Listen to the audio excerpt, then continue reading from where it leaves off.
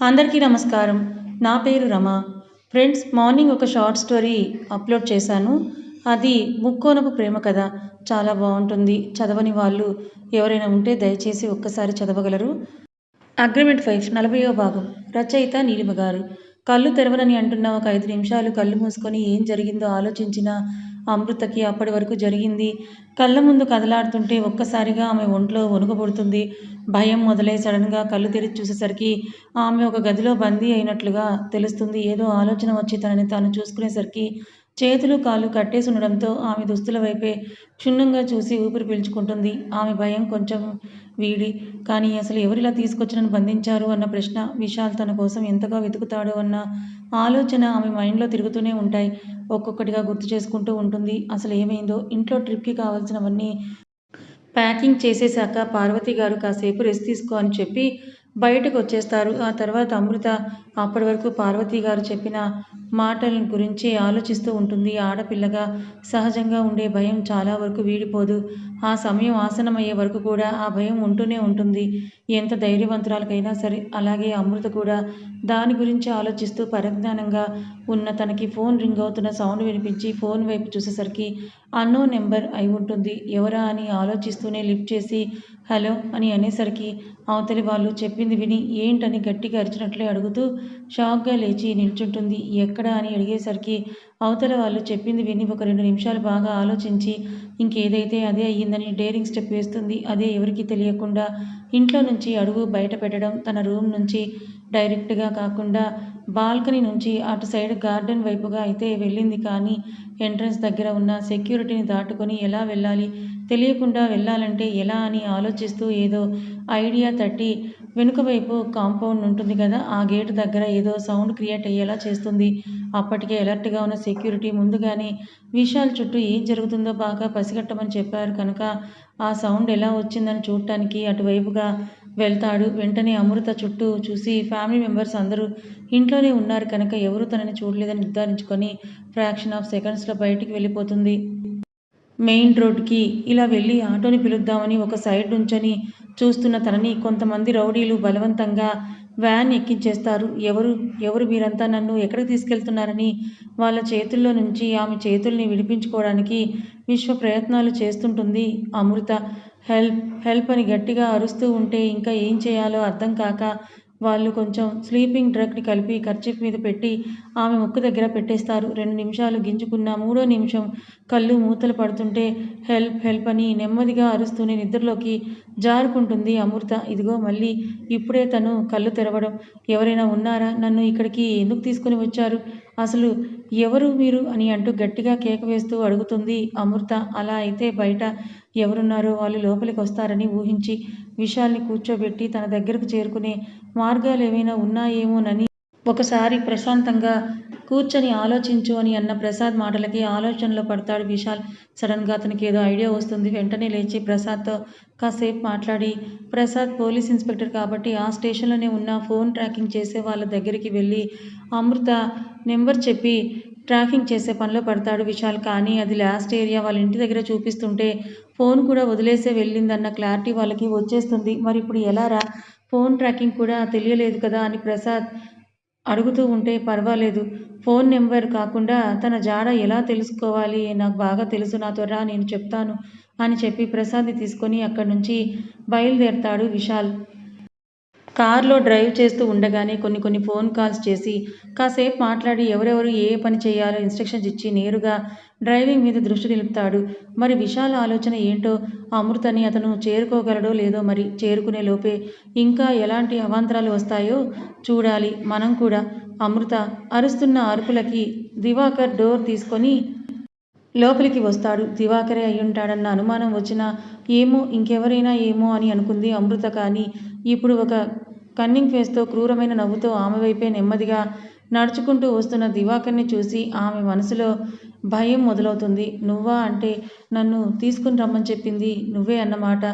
ఏ ఇంకా నీకు బుద్ధి రాలేదా అని వెటకారంగా అంటుంది అమృత. లోపల భయం ఉన్నా అది బయటకు మాత్రం అతని ముందు జంకకుండా ధైర్యంగా నటిస్తూ, అవును మరి నాకు బుద్ధి లేదు కదా, నువ్వు బుద్ధి నేర్పిస్తావని నీ దగ్గర ప్రత్యేకంగా నేర్చుకుందామని నిన్ను తీసుకుని వచ్చాను ఇక్కడికి అని వంకరగా చూస్తూ అంటాడు దివాకర్. నేర్పిస్తాను, నిజంగా నేర్పిస్తాను. ఆడవాళ్ళతో చెడుగా ప్రవర్తిస్తే ఎలా ఉంటుందో నేర్పించి చూపిస్తాను. నేను అందరిలాంటి అమ్మాయిని అనుకుంటున్నావేమో, నువ్వు బెదిరిస్తే బెదిరిపోవడానికి, ఎక్కువ తక్కువ చేస్తే ఇంక దేనికి పనికిరాకుండా చేసేస్తాను జాగ్రత్త అని చాలా సీరియస్గా వార్నింగ్ ఇస్తూ అంటుంది అమృత. ఆహా, ఏం చేస్తావో సరే సరే దా, అయితే కొట్టుకుందాం. నీ దగ్గర తన్నులు తినాలని నాకు కూడా చాలా కోరికగా ఉంది.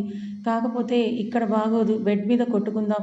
నిజంగా నువ్వు గెలిస్తే నేను బాగా సుఖపడినట్లే కదా అని ఆమె వైపు మత్తుగా చూస్తూ అంటాడు దివాకర్. అతని మాటలకి కంపరం పుడుతుంటే చిరాగ్గా చూస్తూ ఉంటుంది. మొహం పక్కకు తిప్పేసుకొని ఆమె చిరాకుని అతను అస్సలు భరించలేకపోయాడు. ఏంటి అంత చిరాకు పడిపోతున్నావు? నన్ను చూసినా, నా ముఖం చూసినా నీకు చిరాకు వచ్చేస్తుంది కదా, కానీ అదేంటో నిన్ను చూస్తుంటే చాలు నాకు వల్లమాలిన ప్రేమ వచ్చేస్తుంది. ప్రాణంగా ప్రేమించిన భార్య ఇంట్లో ఉండగా నిన్ను చూస్తుంటే ఆ అమ్మాయి గుర్తుకు రాదు. అదేంటో మరి ఎందుకంటావు అని అడుగుతాడు. ఆమె ముందుకు వెళ్ళి ఆమె ఎదురుగా చైర్ వేసుకొని కూర్చొని, ఒళ్ళు కొవ్వెక్కితే అంతేలే, ఎవరిని చూసినా కూడా అలాగే అనిపిస్తుంది. నువ్వు మంచిగా ఉండి నీ ప్రేమ స్వచ్ఛమైనదైతే అసలు అలా గుర్తుకు రాకూడదు. మరి నువ్వు నీ భార్యని ఏ విధంగా చూస్తున్నావో అది నీకే తెలియాలి.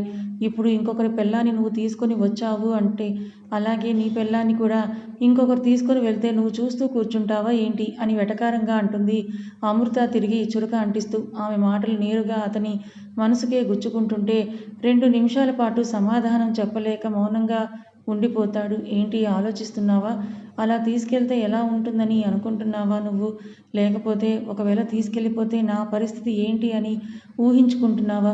ఎవరో తీసుకెళ్ళినా అవసరం లేదు. నువ్వు నీ పెళ్ళాన్ని పక్కన పెట్టుకొని అందరి వంక చూస్తూ ఉంటే ఆ అమ్మాయి వెళ్ళిపోతుంది. అప్పుడు నువ్వు చేతగాని వాడి కింద లెక్కగా వస్తావు. నలుగురి అమ్మాయిల వెనకాతల తిరిగితే మగాడైపోడు. కట్టుకున్న భార్య మనసును గెలుచుకొని ఆ భార్య కలకాలం నీతో జీవించేలా ఉండేలా చేసుకుంటేనే నువ్వు మగాడు అని అనిపించుకుంటావు. మరి నువ్వు మగాడివో కాదో ఇప్పటికైనా నీకు తెలుసా అని అమృత అడుగుతుంది అతని కళ్ళల్లోకే సూటిగా చూస్తూ, ఏమాత్రం భయపడకుండా. ఏంటి పోనీలే కదా అని సైలెంట్గా ఉంటుంటే తెగ రెచ్చిపోతున్నావు. నేనేం మాట్లాడట్లేదు అని చేతకానితనంగా ఫీల్ అవుతున్నావా? అంత లేదు. నా పిల్లాన్ని ఎలా కాపాడుకోవాలో నాకు బాగా తెలుసు. అది అలా వెళ్ళే రకం కాదు. ఒకవేళ వెళ్ళే ఆలోచన వచ్చినా సరే చంపేస్తాను.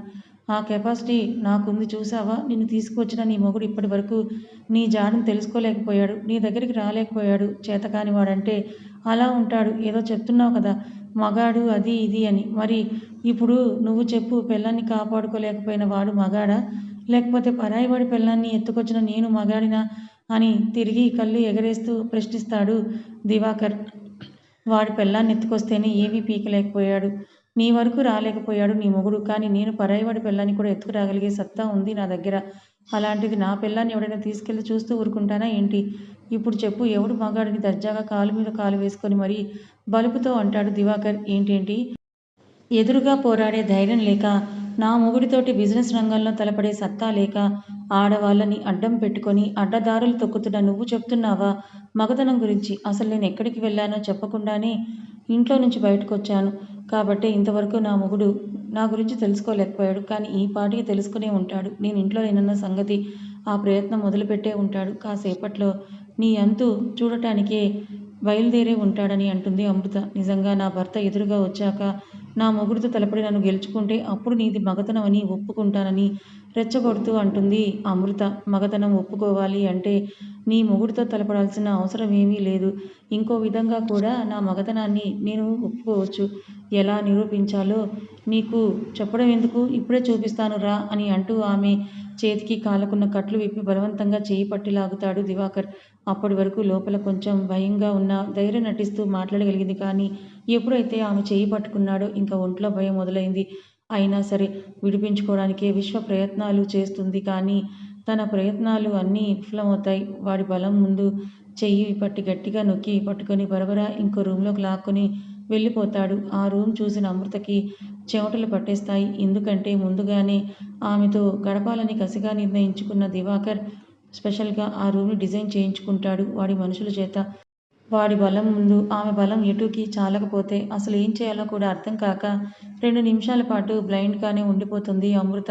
లేదు లేదు, ఇలా జరగడానికి వీల్లేదు. నా ప్రాణం పోయినా పర్వాలేదు కానీ వీడికి లొంగేదేంటి? వాడికి ఆ అవకాశం కూడా నేను ఇవ్వనివ్వను అని తనకు తానే మోటివేట్ చేసుకుంటుంది. అప్పటికే వాడి మనుషులందరూ కూడా తాగడానికి డబ్బులు తీసుకొని బయటికి వెళ్ళిపోయారు కాబట్టి ఇంకా ఎవరూ రారనే ధైర్యంతో ఈ రోజుతో అమృత తన సొంతం కాబోతుంది అన్న ఆనందంతో విర్రవీగుతాడు దివాకర్. మరి అతని ఆనందం ఎంతసేపు ఉంటుందో, విశాల్కి తెలిస్తే రియాక్షన్ ఎలా ఉండబోతుందో.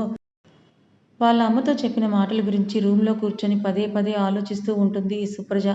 ఏదో ఆవేశంలో అలా చెప్పేసిందే కానీ ఇప్పటి వరకు తన మనసుకు కూడా క్లారిటీ లేదు. అసలు అలా ఎలా నేను అమ్మతో చెప్పేశాను? బావని చేసుకోనని చెప్పాను ఓకే, కానీ ఇంకొకరిని ప్రేమిస్తున్నాను అని చెప్పానంటే నేను నిజంగానే అతన్ని ప్రేమిస్తున్నానా? ఆ మాట నా పెదవుల నుంచే వచ్చిందా? నా మనసు లోతుల నుంచే వచ్చిందా అని దీర్ఘంగా ఆలోచిస్తూ ఉంటుంది సుప్రజ. నీ మనసులో ఎవరూ లేకుండానే ఆ మాటని నువ్వు అనగలుగుతావా అని తన అంతరాత్మ తనని ప్రశ్నిస్తుంటే నువ్వు ఒకదానివి పక్కకు పోతే తల్లి నాకే సమాధానం దొరకట్లేదు. మధ్యలో నువ్వు వచ్చి డిస్టర్బ్ చేయకని చిరుకోపంగా కసిరి ఏం చెయ్యాలో కూడా అర్థం కాక తన మదిలో మెదులుతున్న ప్రశ్నలకు సమాధానం దొరక్క అసలు ఆలోచించే ధైర్యం కూడా చేయలేక బయటికి వెళ్ళడానికి బయలుదేరుతుంది. ఎక్కడికి వెళ్ళాలనే ఆలోచన వస్తూ ఉంటే మళ్ళీ అనుకోకుండానే అసలు ఆలోచించకుండానే చేతిలో ఉన్న ఫోన్లో కృష్ణ నెంబర్ డయల్ చేసి ఫోన్ చేస్తుంది. హలో హలో అని అటువైపు నుంచి వినిపిస్తున్న వాయిస్కి ఏమీ మాట్లాడకుండా సైలెంట్గానే ఉండిపోతుంది.